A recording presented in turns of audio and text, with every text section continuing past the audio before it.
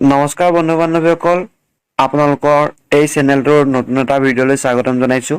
বন্ধু বান্ধৱীসকল, নিশ্চয় গম পাইছে যে আপোনালোকে 2021 চনত যিসকলে আসাম পুলিচ সাব ইন্সপেক্টৰৰ বাবে এপ্লাই কৰিছিল তেওঁলোকৰ বাবে খুবেই ভাল খবৰ হয়। তেওঁলোকৰ এডমিট কাৰ্ডসমূহ মুকলি কৰি দিয়াৰ কথা ঘোষণা কৰিছে। কেতিয়াৰ পৰা এই এডমিট কাৰ্ডসমূহ ডাউনলোড কৰিব পাৰিব সবিশেষ চাই যাওক। এই ভিডিঅ'টো অকণো স্কিপ নকৰিব শেষলৈকে।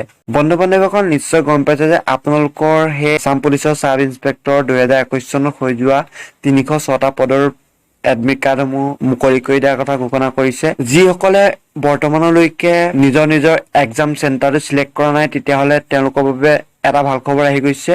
3 এপ্ৰিল তাৰিখলৈকে আপোনালোকে সেই এক্সাম চেণ্টাৰসমূহ চিলেক্ট কৰি ল'ব পাৰিব। আৰু লগতে আপোনালোকৰ এটা নটিচ আহি গৈছে যে আপোনালোকে 17/4/2022 অৰ্থাৎ এপ্ৰিল মাহৰ 17 তাৰিখৰ পৰা আপোনালোকে এডমিট কাৰ্ডসমূহ ডাউনলোড কৰিব পাৰিব।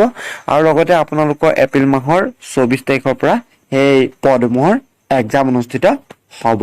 বন্ধু বান্ধৱীসকল, নিশ্চয় বুজি পাইছে আপোনালোকৰ খুবেই ভাল খবৰ আহি গৈছে। 17 এপ্ৰিল তাৰিখৰ পৰা আপোনালোকে এডমিট কাৰ্ডসমূহ ডাউনলোড কৰিব পাৰিব আৰু 24 এপ্ৰিল তাৰিখৰ পৰা আপোনালোকৰ এই পদসমূহৰ এক্সাম অনুষ্ঠিত কৰা হ'ব। বন্ধু বান্ধৱীসকল, যদিহে আপোনালোকে এই ভিডিঅ'টো চাই ভাল পাইছে, প্লিজ এটা লাইক কৰিব নাপাহৰিব আৰু লগতে আপোনালোকৰ বন্ধু বান্ধৱীসকললৈ প্লিজ শ্বেয়াৰ কৰি দিব, যাতে তেওঁলোকো 17 তাৰিখৰ পৰা এডমিট কাৰ্ডসমূহ ডাউনলোড কৰি ল'ব পাৰে। ধন্যবাদ। জয় অসম।